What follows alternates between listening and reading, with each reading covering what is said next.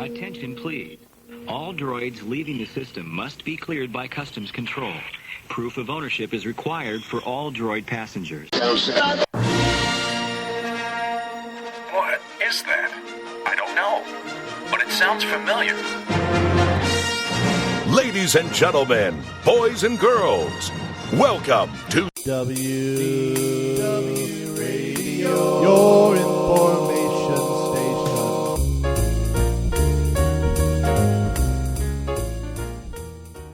Hello, my friends, and welcome to the WDW Radio Show, your Walt Disney World information station. I am your host, Lou Mongello, and this is show number 172 for the week of May 30th, 2010. We'll start off this week's show by taking a look at what's coming next to Walt Disney World as we discuss the many new and old offerings as part of Summer Nightastic. We'll also discuss some other Disney news, including improvements to the online dining reservation system and a curious change taking place in Fantasyland. Star Wars Weekends is in full swing over at Disney's Hollywood Studios as the Legendary's Star Wars saga is celebrated, this year including the 30th anniversary of The Empire Strikes Back and the animated television series The Clone Wars. I'm joined this week in an exclusive interview with Ashley Eckstein, celebrity host for Star Wars Weekends, the voice of Ahsoka Tano in the Clone Wars series, former Walt Disney World cast member, and so much more. We'll discuss not only her role in the Star Wars universe and at Star Wars Weekends, but her career at Disney and ongoing fascination with Disney collecting and the Disney parks. I'll announce the winner of our Walt Disney World Threes contest. I'll play more of your voicemails and have a few announcements, including details about upcoming meets of the month in Walt Disney World at the end of the show. So sit back, relax, and enjoy this week's episode of the WDW Radio Show.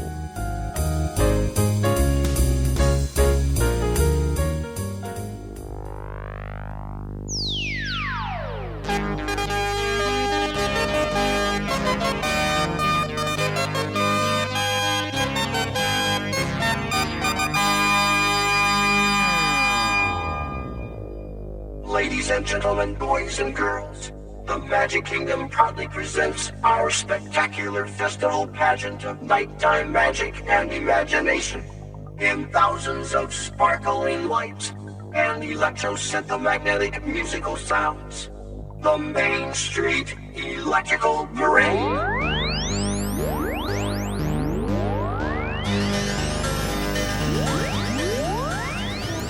In this week's Walt Disney World news, there is a lot of excitement building for what is coming to Walt Disney World in the next few weeks.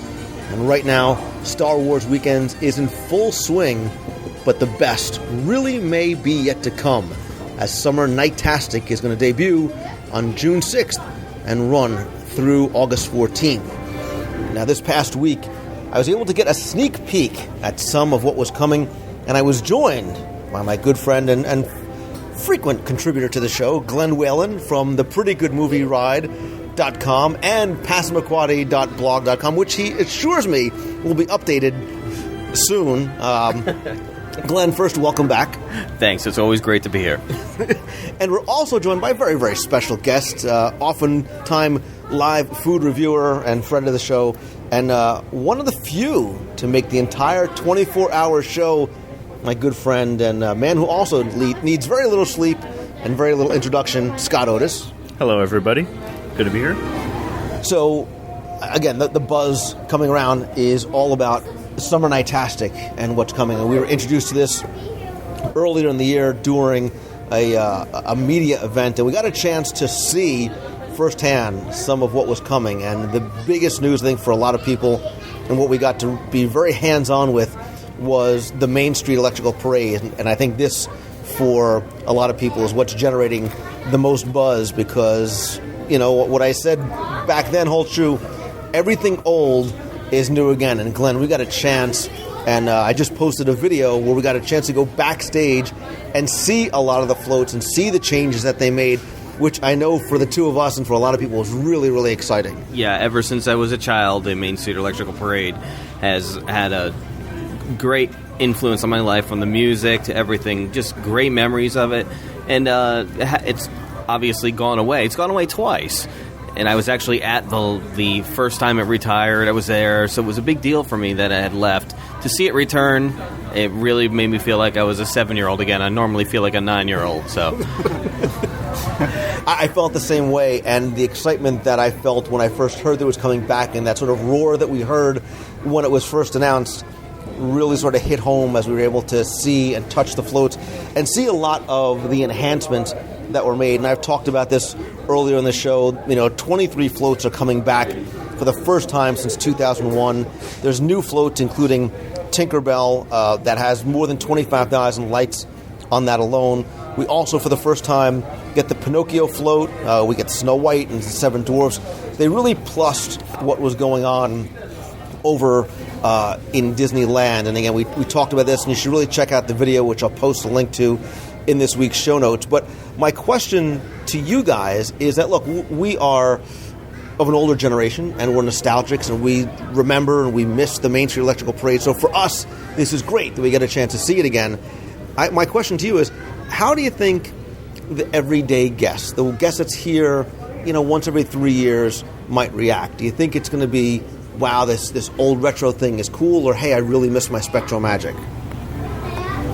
I don't know if they're going to find it retro. There's very little any more retro about it than really Spectro Magic. Spectro Magic has the same sort of storytelling elements in it, and the reason I say I don't think it's that different is the LED lighting that they added using obviously the Tinkerbell float almost in its entirety, and some of the elements that they added to some of the old floats are more modern than what is seen on Spectro Magic. So I don't know if they're going to look at it and feel this is an old-fashioned thing. And I think they've redone the music. It's the same music, but it's been reorchestrated and redesigned for a more modern crowd. So I don't know if it's going to feel nostalgic to them in any way. I think to a first-time viewer, they're going to realize that I think everyone is sort of somehow aware of the music, whether it would be from the Disney parades or from the Joker's Wild television show from the 70s. So I think a lot of people are familiar with it, and it will sound familiar. Right, and I think, like you said, too, the plussing with the LED lights really adds a much more modern touch and feel to it. Right. I think once they see it, it'll just bring the wonder of it all to them, that they'll see all the lights and the swirling patterns that will be going between all the different floats, and the new music, which is the same Baroque hoedown, but just a different flair to it. It's something that once they see it and hear it, they're going to like it. Yeah, and like I said in the video, I'm really looking forward to not only seeing it myself, but introducing my kids to something that, like you said, Glenn, meant a lot to me growing up. Another thing that's coming to the Magic Kingdom as part of Summer Nightastic is, again, something somewhat old is new again, because we are getting, for the summer at least, a new fireworks show called the Summer Nightastic Fireworks Spectacular, which is going to temporarily replace Wishes. Now, the good thing is that while we do get a new show, it does include a lot of theme music from films like Pirates of the Caribbean and Cinderella and classics, but the big enhancement to this is the fact that, unlike Wishes, they're going to use the full perimeter fireworks that circle the Magic Kingdom. So it's not just going to be something that takes place behind the castle. It's going to be 25% more fireworks completely surrounding the Magic Kingdom. Obviously a new storyline, obviously new music. If you've ever had a chance to see the perimeter fireworks, this is something spectacular.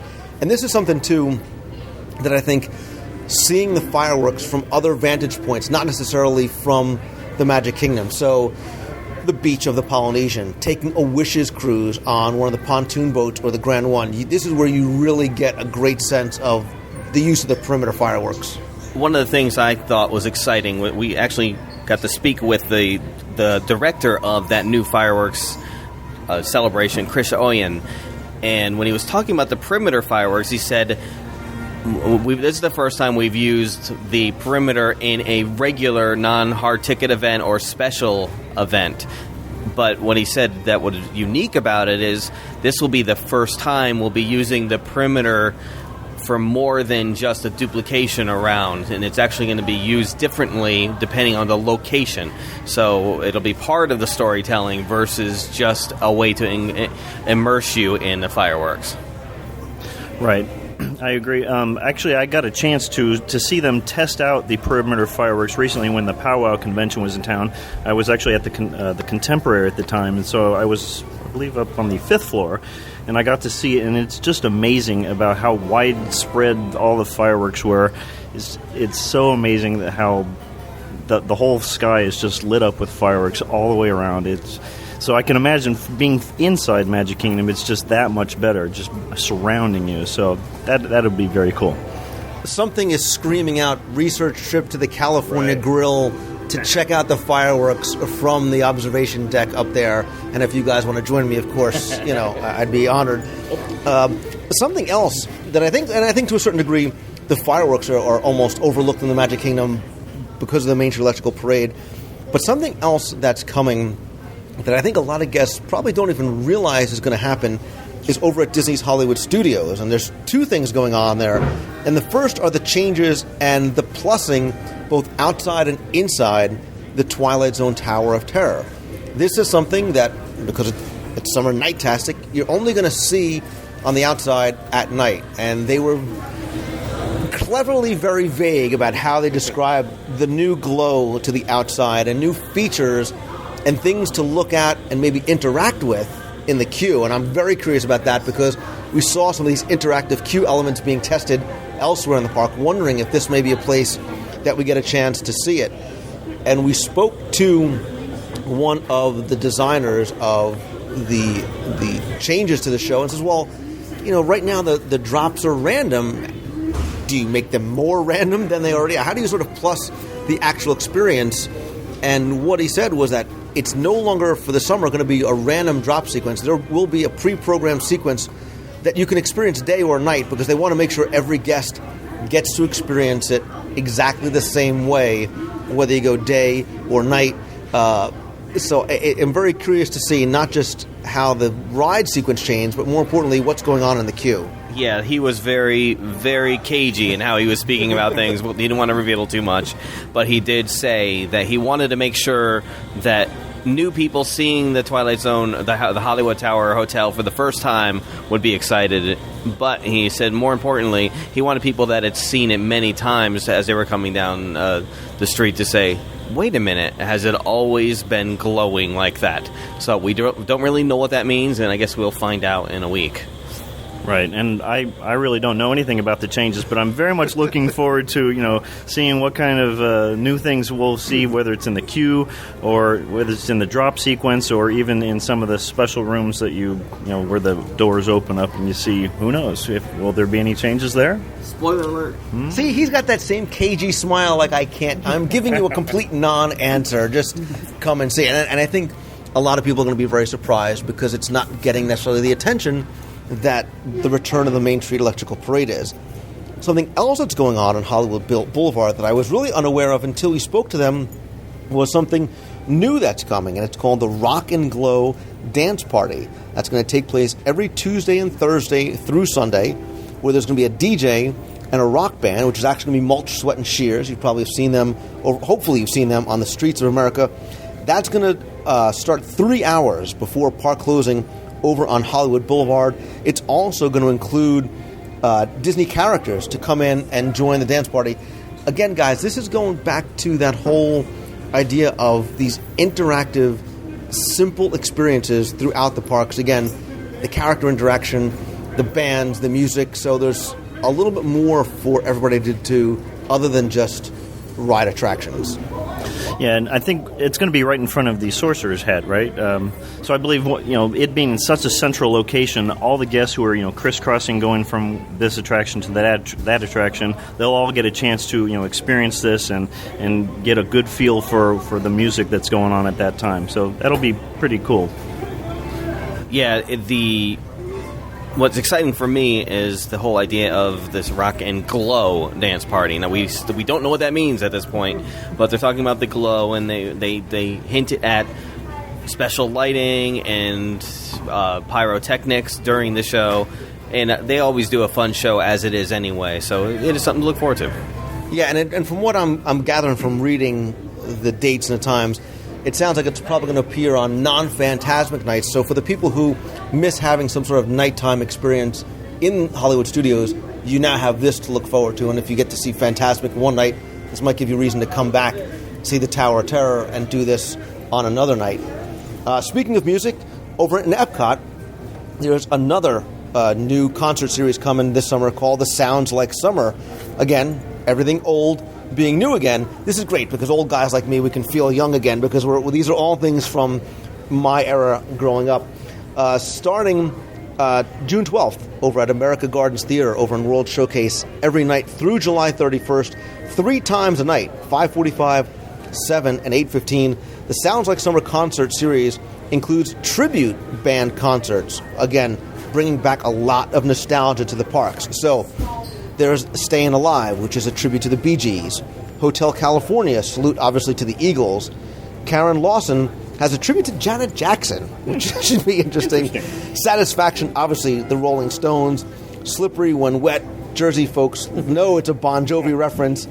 To You is a tribute to U2, and Beginnings is a tribute to Chicago. Now, when we spoke to some of the Disney people about this concert series, the one thing they were very clear about was like, look, this is not just like going to your local bar and there's a band that's just singing songs or a cover band.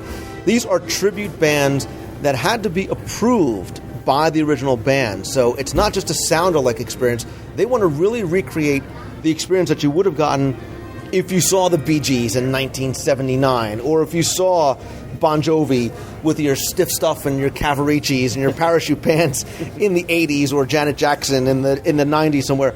So I think this is going to be great because it spans a number of decades, so it's going to appeal to many different generations of people. Right, and I'm very much looking forward to this because a lot of these bands, I listened to, growing up. So I'm really looking forward to seeing the one.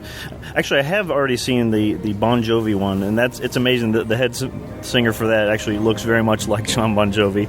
And also looking forward to seeing the one for Chicago and the Eagles too. I know exactly where Glenn is going to be on June 12th. Exactly. Yeah, that's the opening of the Bee Gees show, so that's going to be a lot of fun for me. So.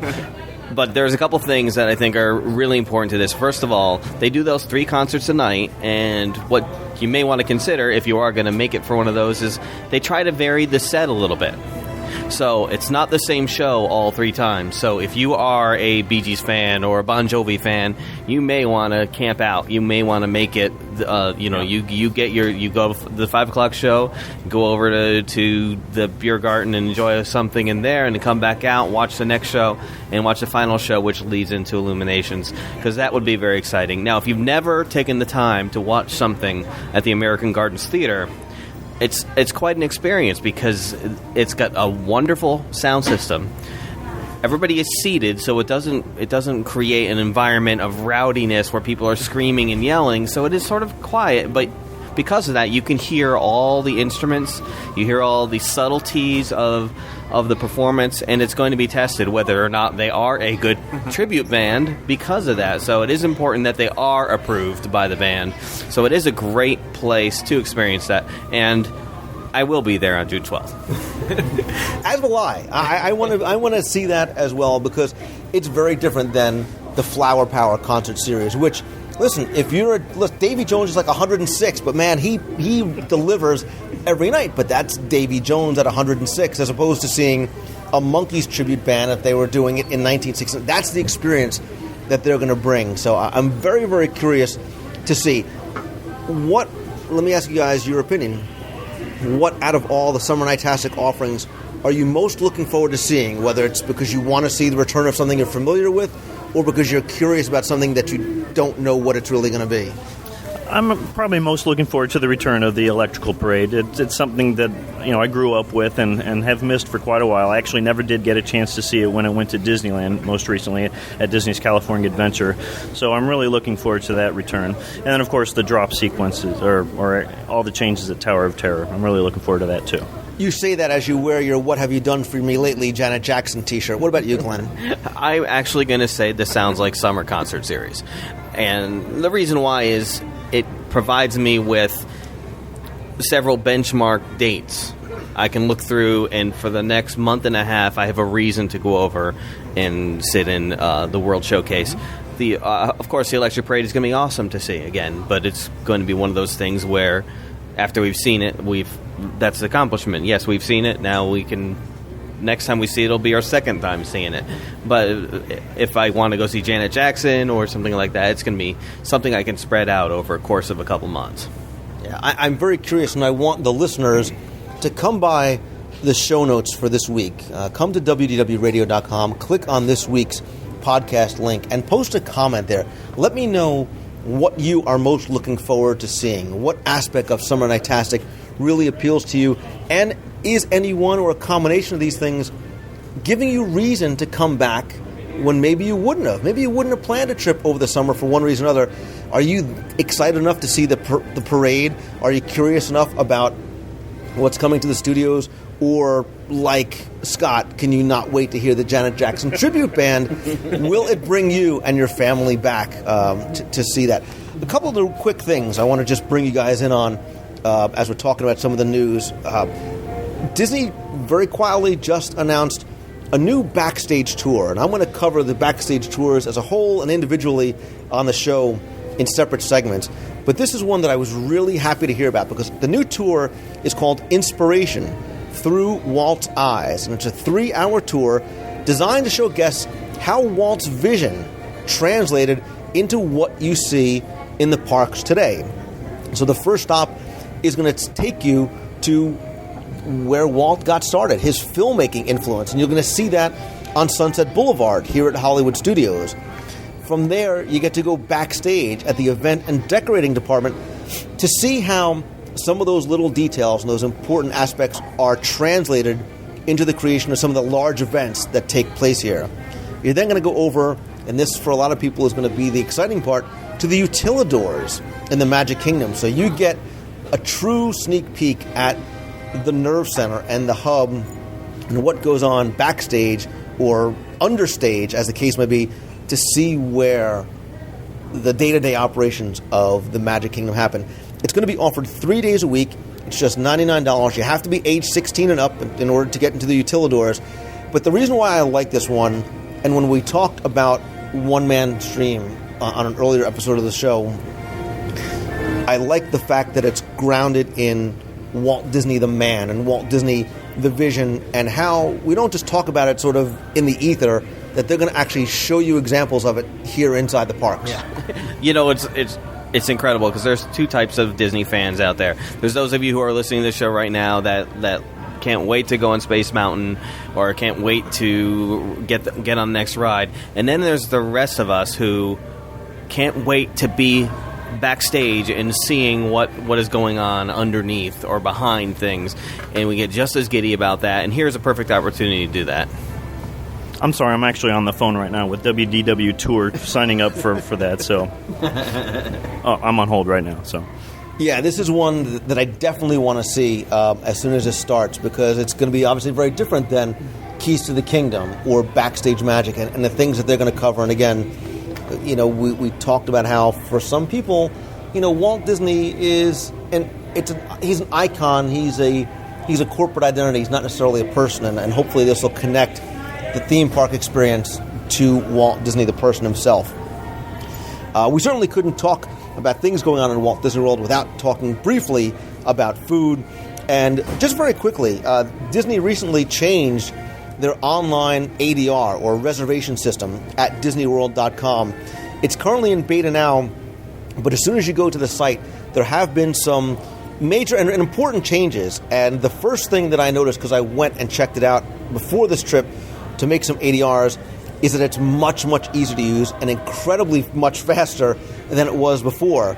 You can search for restaurants by location. You can search by restaurants what restaurants have availability, what restaurants don't have availability. So I chose Disney's Hollywood Studios at a certain time, and it said, okay, you can get into Brown Derby, Mama Melrose's, but Hollywood and Vine and Sci-Fi Dining were booked up. And here are some of the options that you have time-wise around the time that you were looking for. So you don't have to sit there and go the way you did before and browse restaurants by restaurant. And I think that there's additional changes that are coming. Something that I know people who commented on the Disney blog would like to see is being able to connect the ADRs you make online directly to your hotel reservation, so you can kind of see everything all in one spot.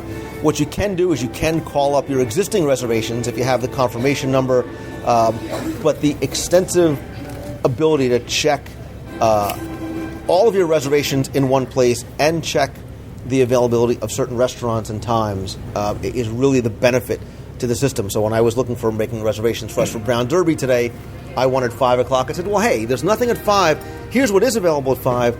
Brown Derby's not, but do you want one at 4:30 or do you want one at 6:15? We took the 4:30 one, and I didn't have to sort of go through multiple steps. It came right there on the first screen. Have you guys ever used the ADR system online? I have not, no. No, I actually have not. I've only done it over the phone, so... And it sounds more like we have now access to what we would be speaking to somebody else accessing. It sounds like something that the cast members have access to. It took me 5 minutes to make a reservation, whereas earlier it might have taken me 2 or 3 times as much. So again, I'll put the link on the website, but you can go to DisneyWorld.com to make your changes. And finally, the last bit of news is something interesting that came up on the official Disney Parks blog last week, which was a change. And I keep using this euphemism of everything old is new again. Well, the change that's taking place is in name alone. And it's, interestingly enough, to the oldest attraction in Walt Disney World. And by oldest, I mean oldest as in when it was built. And that's the antique carousel built in 1917 in the Magic Kingdom's Fantasyland. Cinderella's Golden Carousel is getting a name change on June 1st. And it's going to be called, exactly, Prince Charming Regal Carousel. Again, this sort of came out of left field for a lot of people, but Disney does explain the fact that it's going to help tell the story of Cinderella, the story that inspired the carousel. Now, here's the official story behind it. And it says, following their fairy tale romance and happily ever after wedding, Cinderella and Prince Charming took up residence in Cinderella's castle. With peace throughout the kingdom, Prince Charming had time to practice for jousting tournaments. In the countryside near the castle, he built a training device of carved horses on which he could practice the art of ring spearing, a tournament event in which a knight rides his horse full speed, lance in hand, towards a small ring hanging from a tree limb with the object of spearing the ring. This event was known by various names throughout the land, but generally came to be called Carousel. The carousel device drew the attention of the villagers, who wanted to take a turn on the amazing spinning contraption. So Prince Charming had a second carousel constructed closer to the castle, where everyone could take a spin on the wondrous invention. So instead of working a knight's training device, the new carousel is more befitting its regal location in the castle courtyard. Its rustic training horses were placed with ornately decorated prancing steeds adorned with golden helmets and shields, flower garlands, feathers, and other festoons. Prince Charming invites one and all to test their horsemanship skills and to enjoy their own happy ending. Now, I bring this up for a couple of reasons. One, because it's going to be interesting to see on June 1st when this name change happens, but the Disney Parks blog accepts guest comments, which I think is great because they get a lot of guest feedback. And at the time that we're recording this, there was about 75 comments. Suffice it to say that a majority of those comments were not very positive about the name change. They didn't understand it. They didn't understand the reasoning behind it. They didn't understand the nomenclature of the Prince Charming Regal Carousel. When I talked to you guys about this, what was your first reaction? I would say confusion. I had been used to Cinderella's carousel for so long, so this was something that was just new. I didn't really understand it, so I'm okay with it. I just didn't. It just did come out of left field, so. Yeah, it did. I'm very curious about it because it doesn't seem to have I'm really wondering what the logic is that has brought it up. I'm not going to be totally against it because maybe they do have something coming down the pike that's going to make this make sense as they roll out their new Fantasyland. But on a totally unrelated note, I am going to be renaming my green Ford Escort to Red Ferrari. So that's going to be you'll be seeing me cruising around in that. So. Well, you're going to sell a lot more Glen Whalen plushes inside the Red Ferrari. I mean, and I think you're right. Both of you are right. The name change confused me. It wasn't written in the possessive, associating Prince Charming with the carousel that has such a long history even before it came to the Magic Kingdom. I do think that, and look, I'm like John Locke, I'm a man of faith, and I have faith in the fact that as the Fantasyland expansion happens, there's going to be a way that this is tied into a story that's going to extend beyond the carousel itself into what's coming in the expansion that's opening in 2012 and 2013. There's been discussion as to whether, is it going to be more attractive to boys, because now boys have something in this fairy tale princess arena that has a prince associated with it instead of just all the princesses. Does that make sense to you? Do you think it's going to make boys ride it more than they would have before? That very well might be their thought process, but I don't think that there will be any change into the, how kids and adults will be attracted to that attraction. So I think everyone will still want to ride it being a carousel. Yeah, I think that the young boys that would be riding that age, they'd be more interested in just having a bunch of soil and pouring water and watching worms come out. So I'm not sure if the renaming it after a guy is going to make it a guy for young boys. Yeah, and I think that's what makes it so curious. I think that's what brought about such a response on the Disney Parks blog of how many people felt compelled to share their comments about it. Yeah, well, actually, maybe in the little blurb you were reading about, they referred to the ring, to the grabbing for the ring again. Maybe they're going to be working that in somehow, and if so, that how else do you draw attention to a change you've made to the carousel than with something like a change in the name or something like that? Because then again, it might just be some silly marketing idea. But if they're gonna actually make it that you are interacting with a spinning ring or something like that, maybe that's a good way to draw attention to it. Is the timing curious to you? I mean, the fact just sort of June 1st, has nothing really to do with Summer Nightastic and the expansion of Fantasyland, other than the construction that's going on now, is literally years away. So the name change, again, just curious time-wise. I just really don't know. Maybe they were just trying to throw this into the Summer Nightastic promotion, or they are getting ready to change Fantasyland. So who knows? I almost imagine that they were aware that there was going to be some splashback from this. And maybe they're trying to get it out of the way so it's not a wart on Fantasyland rollout. Maybe they had to do this for some reason. Who knows? We'll never know. Until Scott reveals what he knows, we won't know.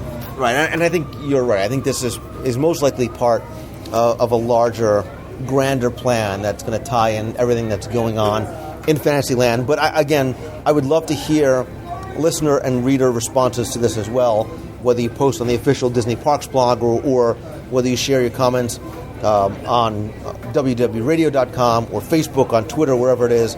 And curious to see what, if any, other changes happen when June 1st rolls around. I haven't seen any construction walls up that they're making any sort of major wholesale changes to it, but who knows? Scott's given the, I don't know, meh face. So we'll see. Not know, but I might. Who knows? Again, the non-answer from Scott Otis. Why do we let him sit here? Oh, you bought the carrot cake cookies. That's why. All right. So that is the news pretty much for this week. Again, next week begins Summer Nightastic. It also brings about the name change. So lots of exciting stuff going on. We'll definitely have to have you guys come back on, talk about some of the Summer Nightastic experiences after we've had a chance to see them all. I'm looking forward to it. Right after the Bee Gees. Give me a little Staying Alive. As part of Rhythm Nation, I'm really excited for Janet Jackson. Bring it on. Okay. Thanks, guys. And if you have any news that you want to share or you want to comment on anything, again, go to the website or you can email me directly at lou@wdwradio.com. Or if you get a chance to see any of the Summer Nightastic events, you want to call in from Walt Disney World, share your reactions right from the park, you can call the voicemail toll-free 888-703-2171.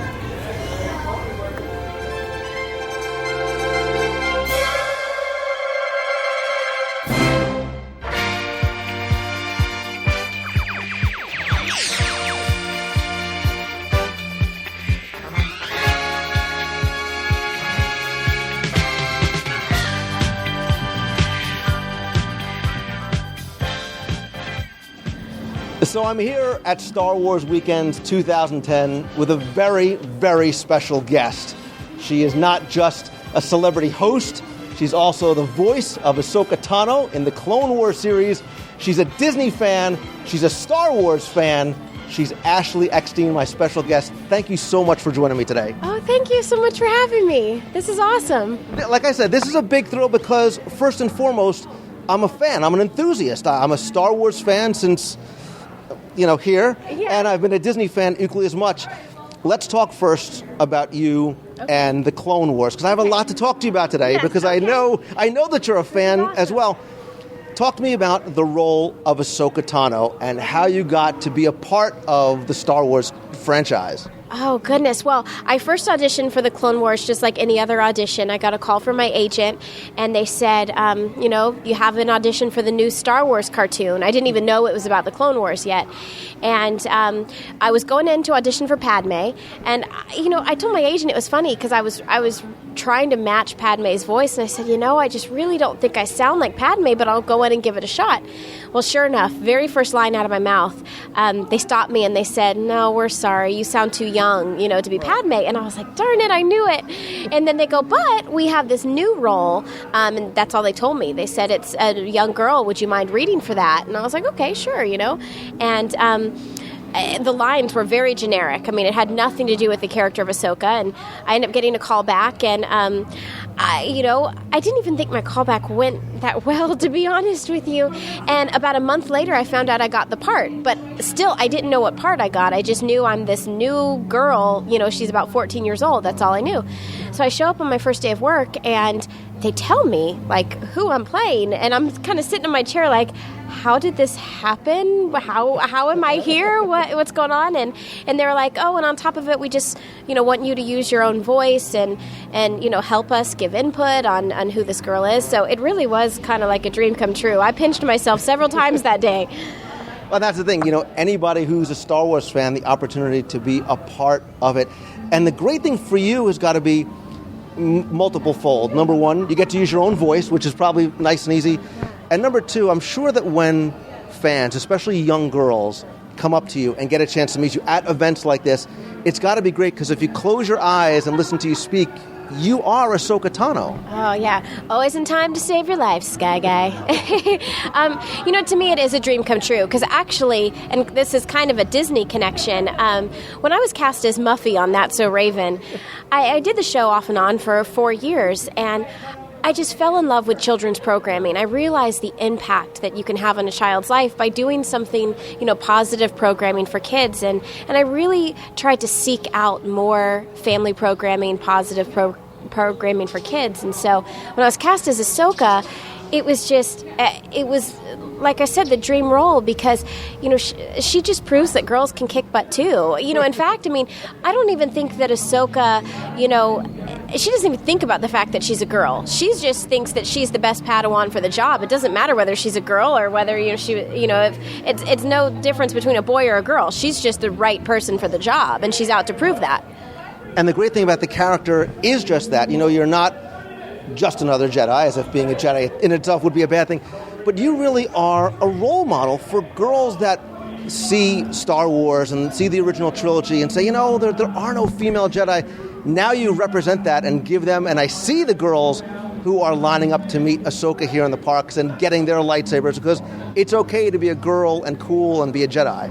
Oh yeah, that's the cool thing about our show. I mean, there were so many female Star Wars fans even before the Clone Wars, but now there's even more. I mean, I found a statistic where it says almost 50% of all Star Wars fans are women and girls, and especially with our show, a ton of young girls. I mean, I can't tell you, my line here at the autograph booth is at least 50-50, guys, girls, and a ton of little girls. And I love to see the little girls come dressed up as Ahsoka. I love to hear their stories about how they play Star Wars with their brother. And because that was me. I was a huge tomboy growing up. I mean, I love dresses and makeup and stuff now, but I was not that way growing up. I mean, I wore my hat backwards. I was the only girl on the baseball team. And so I wish I would have had a character like Ahsoka to look up to when I was young.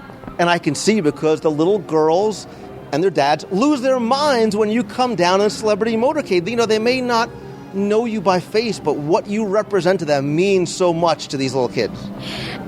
It is. And like I said, if I can, just go back to something that's positive for kids and for families. I mean, the Clone Wars is something that the entire family can sit down together and watch and all enjoy. I mean, there's something for the parents, there's something for the kids. And, I feel that that's kind of rare nowadays. I mean, Disney does a fantastic job at creating family programming, but there's not too many options nowadays where the whole family can sit down and enjoy something together. And, one thing I like about our episodes is at the beginning of every episode is what we call the Jedi fortune cookie.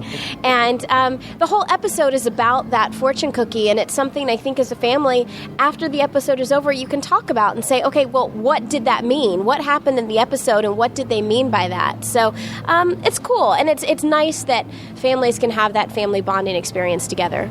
And that's why the marriage of Disney and Star Wars just makes such perfect sense, because they are that family-friendly kind of thing, and Star Wars weekends, are the perfect event. This is your second year being a celebrity host, and for you, this is also kind of a bit of a homecoming for you as well. Yes. Well, I'm a huge Disney fan. I guess you could say I grew up Disney because my dad worked for Disney. He worked for Disney for over 15 years in the food purchasing department. He helped buy all of those turkey legs that you see everyone eating. So I grew up from the time I was 2 until I was 18 going to Disney. I mean, oh my gosh, I went to tapings of the Mickey Mouse Club. I just grew up here, and this was actually where I had my very first job. On my 16th birthday, I went and filled out my application literally on my birthday to work for Disney, and Hollywood Studios was actually my park, and so this really is like coming home for me. It's awesome. Well, I saw it as you started to describe Disney. You got that very genuine, look in your eyes and that sparkle and that smile, because it's so genuine that you do love this place and you love this park. So tell me, what was your first role here as a cast member at the studios? Oh my goodness. Well, I did a variety of different things, but a favorite thing of mine was I was a cheerleader in the Hercules parade. So that was fun. But to me, oh my gosh, there's so many different things. But I would say a lot of actresses, they want to go win an Oscar, and I always just wanted to be on the Disney Channel. So when I moved to LA and I was cast as Muffy on That's So Raven, it was just like a dream come true, because I'm like, I am now going to be on the Disney Channel. I mean, I have my t-shirt from when I was in first grade. My neighbor was a cameraman for the Mickey Mouse Club, and he got me a t-shirt with every single cast member from the Mickey Mouse Club autographed, and I still have it to this day. I mean, like I said, I'm a huge Disney fan. She's a Disney fan, she's a Star Wars fan, she's a former cast member, but it goes beyond that, because even as an adult, you are still a Disney fan, and you have a lot of Disney connections, as well as Star Wars, too. Yeah. Let's talk about Disney first, because if I'm correct, you're a huge Alice in Wonderland fan, so much so you have the Alice room in your house? Yes. Well, my husband is so kind to indulge in my collection. First of all, it even goes back a little further. My husband grew up in Central Florida as well. He was born and raised in Sanford, Florida. And him and his family, they're huge Disney fans. And so when we got engaged, we got engaged here at Disney, at the Grand Floridian Resort. And I said, okay, I really want our wedding reception reception at Disney. So our wedding reception was at the Yacht and Beach Club. My bridal luncheon was an Alice in Wonderland tea party. And I just have a huge Alice in Wonderland collection. Enough for an entire room. I've been collecting since I was a little girl. I mean, I have the old Alice in Wonderland dress from when I was like 4, and people just started to give me Alice in Wonderland stuff, and as I got older, I appreciated how much stuff I had, and I realized, okay, this is a collection, you know? And so I started to collect stuff myself, and I've got, my formal dining room set is Alice in Wonderland. The actual dish set. Instead of getting fine china, I got Alice in Wonderland china. So I love it. And, hopefully one day I can show you guys my collection. It's kind of crazy. I guarantee people want to see your collection. Guys, she is married to a professional baseball player, David Eckstein, so you can see her collection, but she is off the market. So, that being said, again, he did put the ring in a Cheshire cat purse, though. There's a lot of love for number 22, which, by the way, tell us there's a 22. Everything for you has sort of a connection that goes somewhere. Yes, it does. Well, and it kind of comes back to my 4th grade teacher here from Orlando, Florida. Back in 4th grade, my 4th grade teacher told me, he said, something special will happen on your golden birthday. Ooh, a fly there. And he said, when you turn 10 on the 10th or 22 on the 22nd. And my birthday is September 22nd, and so years later, I moved to LA, and I went to an Angels game, and I didn't have an Angels shirt to wear, and my friend bought me, my now husband, his shirt, which is a David Eckstein shirt, number 22. And turns out we have some mutual friends from Florida that have been trying to set us up, and a month after the game, I needed a date to an event, and my friends were like, okay, Ashley, we know how Hollywood works. You should have your publicist call the Angels and have David be your date to the premiere, to the event. And it was more just to get them off my back, because they were like, you need to meet him. And I'm not one of those girls that, chases after guys, especially athletes. So I was just like, oh gosh, But finally I was talking to my publicist, and I was like, okay, my friends say I need to meet this guy. We have a lot in common. We're both from Orlando. And sure enough, she emails the Angels. The very next day she gets an email back, and it says, okay, he won't agree to go to the premiere because he's not really the Hollywood type yet, but he'll meet her. Well, this was a Saturday or a Friday. The premiere was on Thursday, and so he calls me the next day on Saturday, and he says, okay, well, I got to meet you before the premiere, because I'm not sure if I want to go to this premiere. Well, I was working that week. The only day I had off was Monday, and Monday happened to be September 22nd, my 22nd birthday, and he was number 22. So I met my husband on my golden birthday, and we hit it off, and we started dating from there. And then I called my 4th grade teacher, and I was like, you'll never guess, I met my husband on my golden birthday, and you were right. The new Hollywood power couple, are the Ecksteins, and I think that's great. And again, you've continued to sort of carry forward your love and your passion for Disney, not just in your personal life, but in your business life. Same thing for Star Wars. Even beyond Star Wars weekends, you're again extending that reach to girls and women. Tell us what else you're doing the Ashley Eckstein way for girls. Yes. Well, a couple years ago when I was cast as Ahsoka, I was always a Star Wars fan, but I became an even bigger Star Wars fan once I started working on the show. And naturally, I went to the internet. I started searching stores for female Star Wars merchandise, and I couldn't really find any. Didn't really exist, and it was puzzling to me, because I would go to conventions and I would see just tons of female fans. And so I started doing my research, and I found out that almost half of all Star Wars fans are women, and 80% of the consumer market is women, and you're not giving us anything to buy. What is not adding up there? The numbers are not adding up. So I started, I started talking to the amazing people at Lucasfilm, and I started a new company called Her Universe, and you can go to heruniverse.com, and what it is it's a merchandise company for female sci-fi fans, and our first license is Star Wars. So we have apparel, jewelry, accessories, eventually cosmetics like lightsaber lip gloss. But right now we're launching our online store next month, roughly looking around like June 21st. And You can go on www.heruniverse.com and buy. We'll have an online store. We're going to have T-shirts coming in July. We're going to have some hats. We're going to have some jewelry. We're going to have some sweatshirts. And then we're going to be on sale at all the conventions. We're going to be at San Diego Comic-Con. We're going to be at Celebration 5 here in Orlando. We're going to have a huge booth, hopefully even a fashion show. We're going to have some fun stuff. So, this is just the beginning. I hope the sky's the limit. I mean, I think there's so many things you can do for female, sci-fi fans and Star Wars fans, and so maybe make Ahsoka's boots. You never know. That's great. And now coming to Star Wars weekends in Walt Disney World, this is your second year as a celebrity hostess. Yeah. You're now, obviously I'm sure you knew the draw of Disney and the draw of Star Wars as a fan. What's it like for you to be on the opposite side of the rope now, and you are the celebrity, and you get a chance to have people running up and meeting you? Oh, it's just so crazy because, I come back to Disney throughout the year just as a guest, and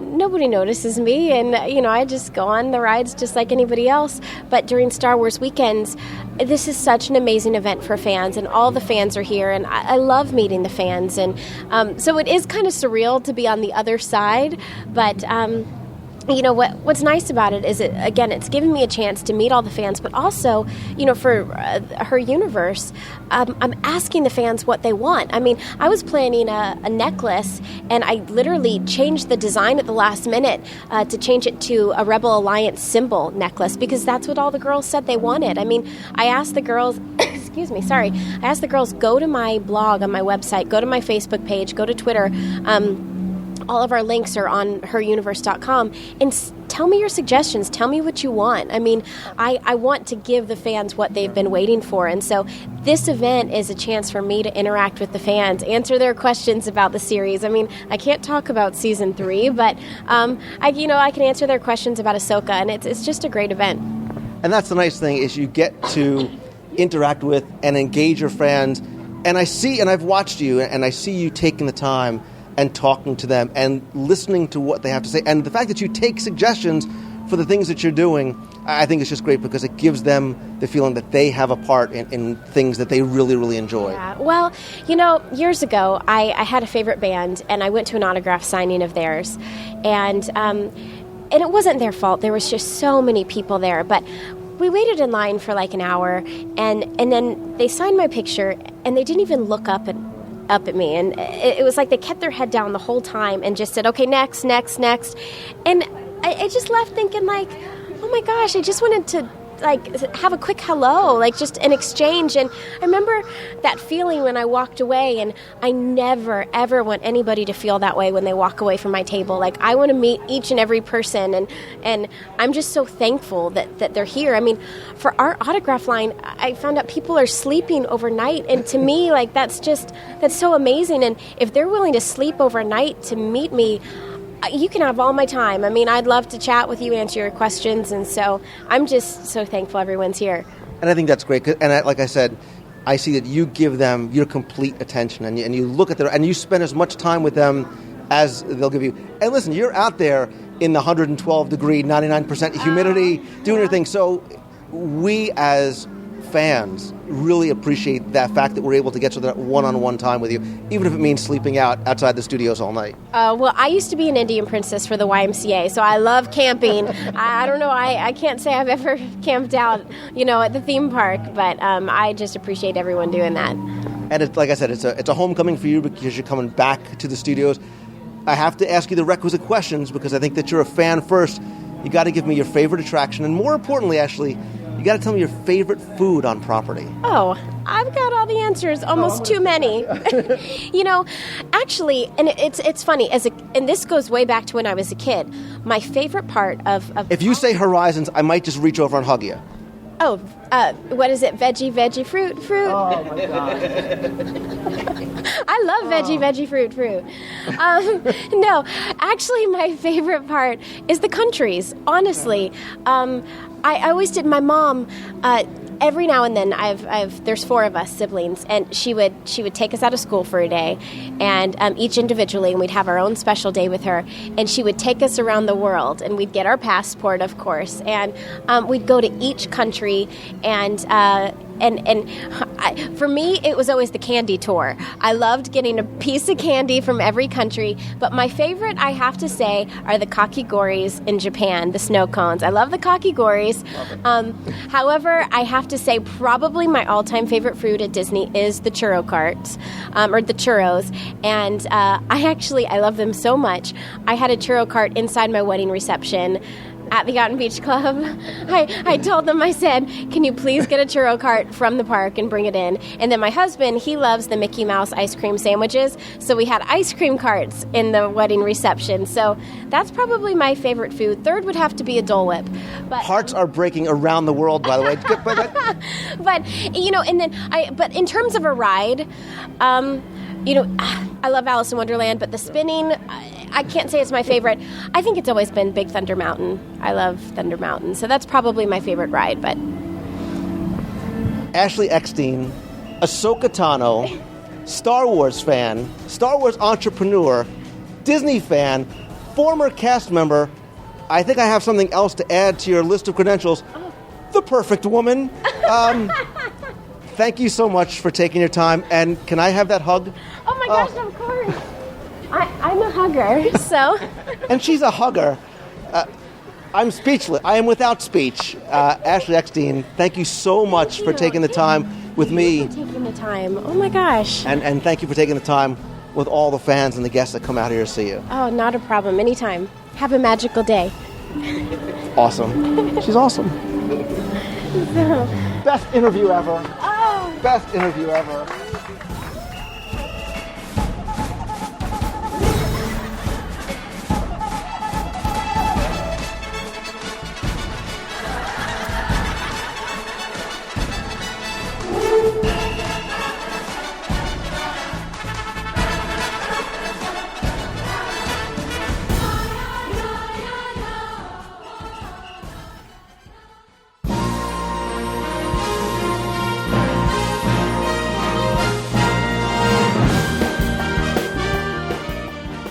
It's time to announce the winner of our last Walt Disney World Trivia Contest.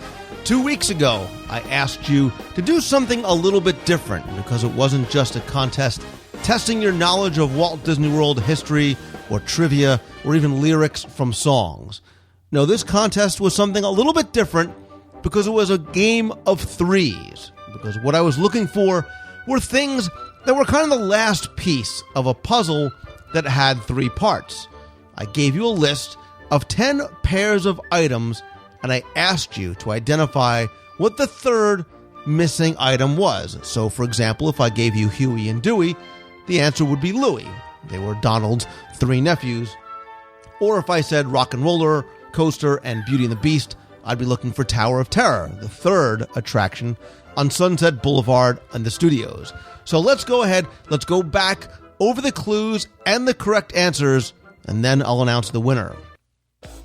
Number 1, I gave you Bunny, I gave you Bubbles, and I was looking for Beulah. They are the sunbonnets that perform All the Guys That Turn Me On, Turn Me Down over at the Country Bear Jamboree. Number 2, I gave you Dorothy and Dinah, so of course I'd be looking for Max, because Debbie was sick, so the union sent him. He, of course, was from the Muppet Vision 3D pre-show.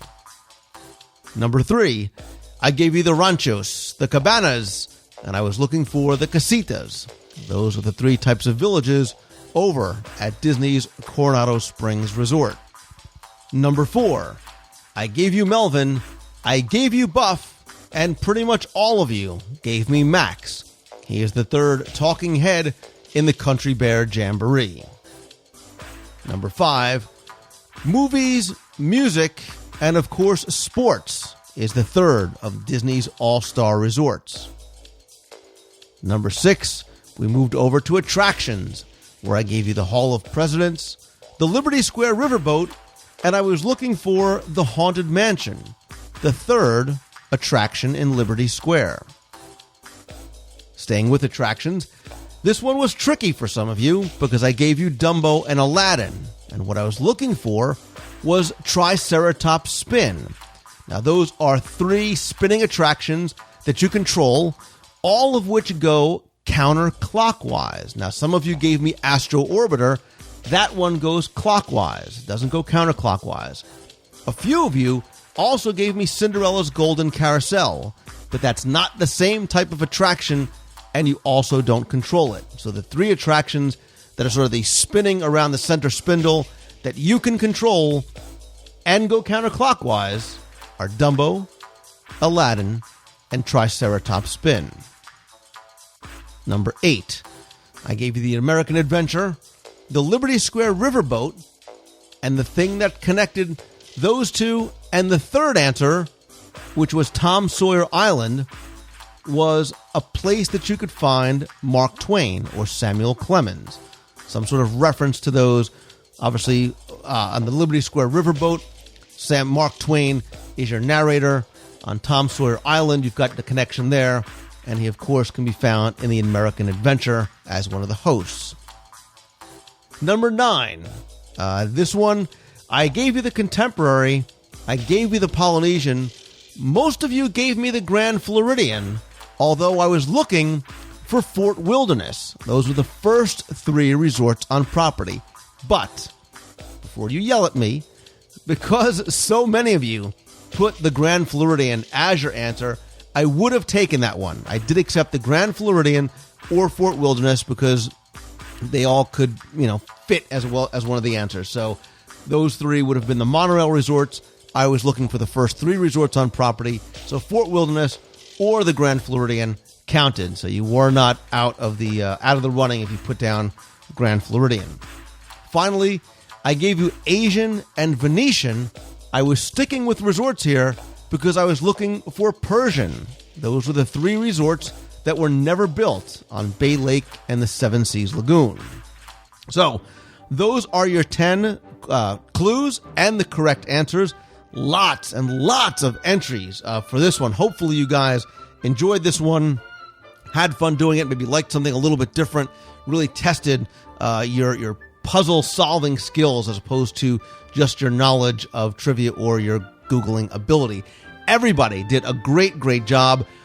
And the prize for this week, I told you, was a 1-year subscription to Celebrations Magazine. And this week's winner is Greg Letts. So, Greg, congratulations. Please email me your address. I'll get your subscription started right away. And congratulations to all of you who did so very well in this contest. Stay tuned for another contest coming soon. And again, thanks so much for playing.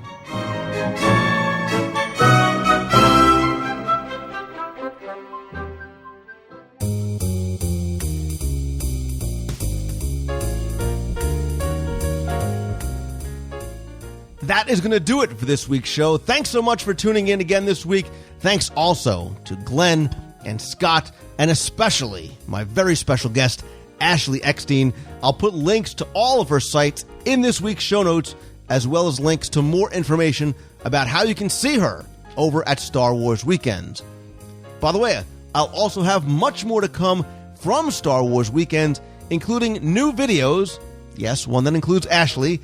Stay tuned to iTunes as well as to Twitter and to Facebook when they're released. Best way to get updates, follow me on Twitter. I'm twitter.com/Lou Mongello. And join over in Facebook. The page is facebook.com/WDW Radio. Speaking of videos, I also have, as I mentioned in this week's news, a video of the Main Street Electrical Parade, including backstage access, a tour, interviews, and so much more. Big thanks go out to Glenn Whalen for shooting, directing, producing this fun look at an old friend. You'll find the video in your iTunes feed or in the video section at WDWradio.com.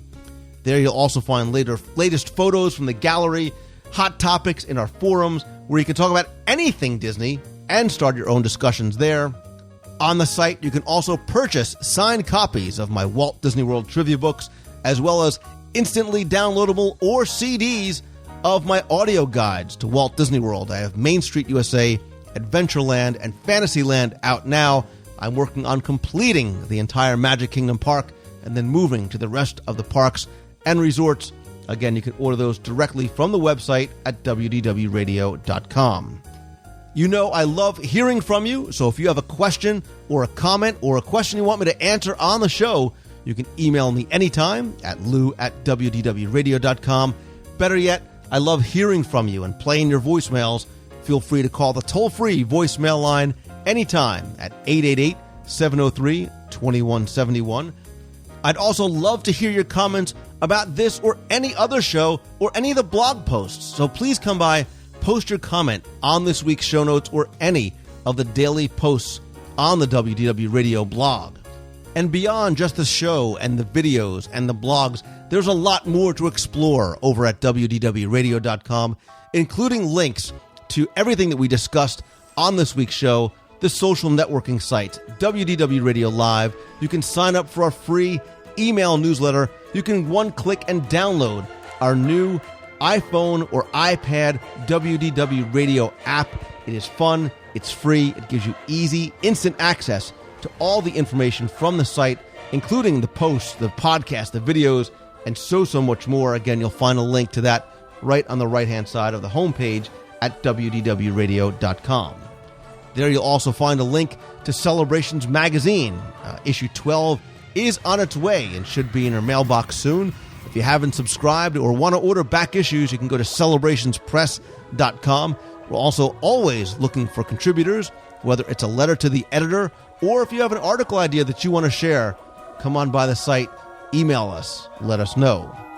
I have some details about upcoming Meets of the Month in Walt Disney World, as well as other events coming throughout the year. But before I do, I have got to give all of you that joined me last weekend, either in Walt Disney World, at the parks, or if you were in the box watching at WDW Radio Live, everyone who joined me, whether it was for 5 minutes, 5 hours, or all 24 of the live broadcasts that I did from Walt Disney World, thank you so very much for supporting something that was so much fun and such an adventure for me to do and for everybody. And there was a lot of you that were with me from 10 a.m. on Saturday morning until 10 a.m. on Sunday morning and beyond. My sincerest gratitude and thanks to all of you. It was a lot of fun being able to broadcast right from the parks and the beach club and Illuminations and everything else that we did throughout the 24 hours. I will talk more about it on an upcoming show, but I wanted to first give you all my sincerest thanks for supporting the effort that all of us and all of you guys put in to making that so much fun and such a successful event. So thank you. Thanks all of you.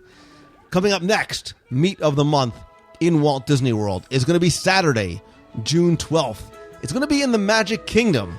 That weekend is the Expedition Everest Challenge, so I know a lot of you will be down there for that. Thought we would start off early in the Magic Kingdom. So 11 a.m. in the outside seating area of Pinocchio's Village House.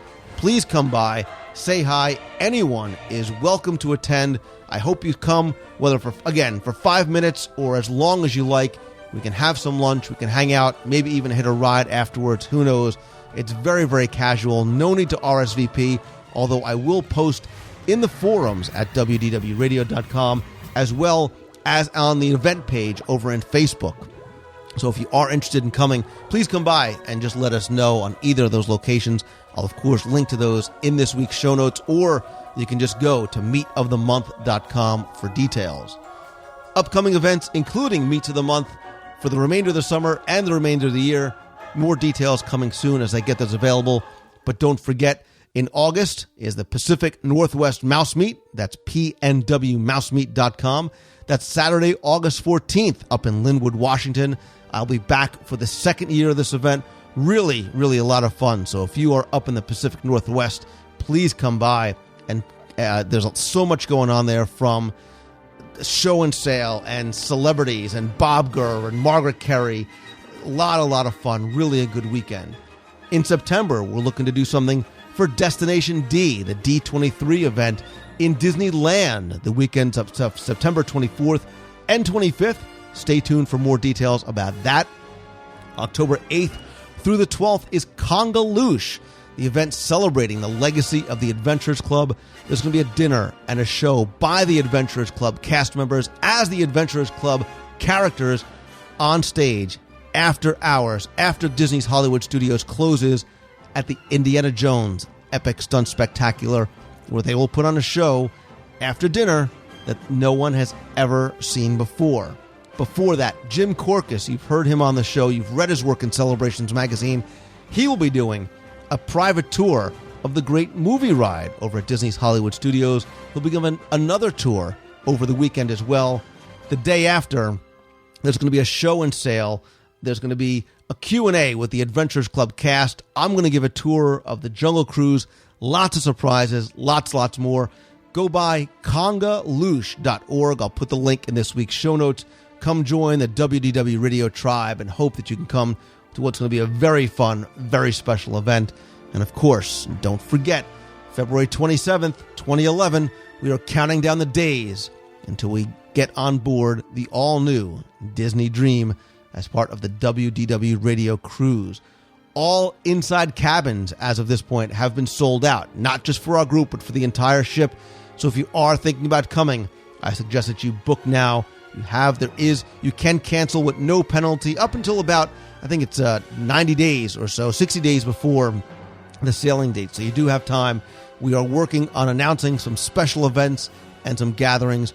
For more information, come by wdwradiocruise.com. Thanks as always to my partners and sponsors, including MEI and Mouse Fan Travel, and big thanks for Becky for joining me on the show last week, as well as providing the room over at the Beach Club for us. If you're thinking of renting a vacation home on your next trip to Walt Disney World, I have used and love the All-Star Vacation Homes. They have a private pool, spa, kitchens, game rooms, multiple master bedrooms, lots more. Really makes for an enjoyable trip to Walt Disney World. You'll find a link to All-Star Vacation Homes and Mouse Fan Travel right on the homepage of WDWRadio.com.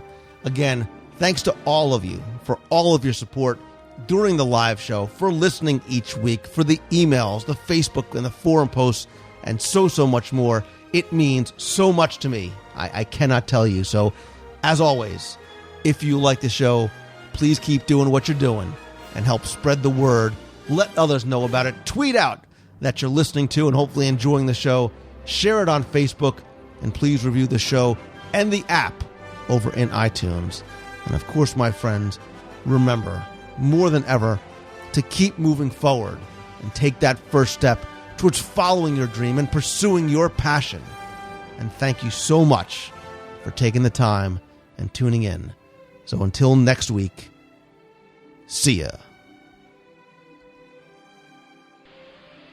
Hey Lou, it's Mike Diz Fanatic Damari from the sunny Edison, New Jersey, which misses Lou Mangello.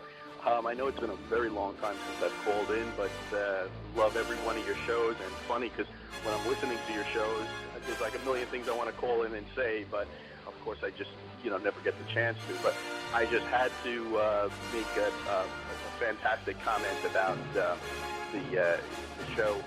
I guess last week's show about the Muppets, and it was funny because just the week before, my wife and I and a bunch of friends, we had this very big conversation about hoping that they start bringing the Muppets, back into the studios, and hopefully we'll see, a nice dark ride. And I remember way back just like hearing and reading about what was going to be coming and being so excited, and of course the, unfortunate passing of Jim Henson. The rest is history, but hopefully we'll start seeing something like that, and hopefully the Disney management knows what we all want. I mean, because I think that's something that everybody would love to see, the ride, and in fact, I had heard about a restaurant, but it was great to hear all the information because I just didn't know that, and I think most people didn't know that, and keep doing what you're doing. It's just, I love your show. We all love your show over here, and a comment also about a show, several months back. You were talking about the Turf Club over at Saratoga Springs, and that's one of the many favorite restaurants of my wife and I, who we absolutely love that place, and it's a great setting. The food is excellent. The service, as usual, is excellent. but we're big Disney dining fans. And anyway, keep doing what you're doing, and hope you're having a great time over at Star Wars Weekend. See you soon. Bye-bye. Hey, Lou, it's Danielle and Katie. Say hi, Katie. Hi, Lou. And we are sadly leaving Disneyland right now. We're on our way back home to Arizona, but we had an amazing time, and we wanted to let everybody know. Thanks. Bye.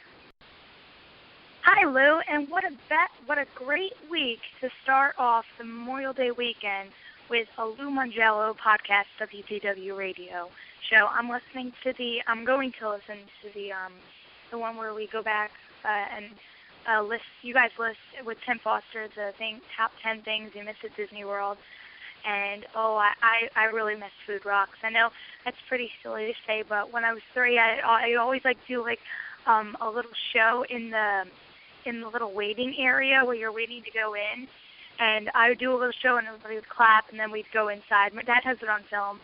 I'll probably post it on YouTube and kind of embarrass me. Haha, joke. Anyways, I just want to say this is Voyage of Ariel, by the way. Just wanted to say the WDW Radio Live podcast was so much fun. It was fun. It was great to watch it.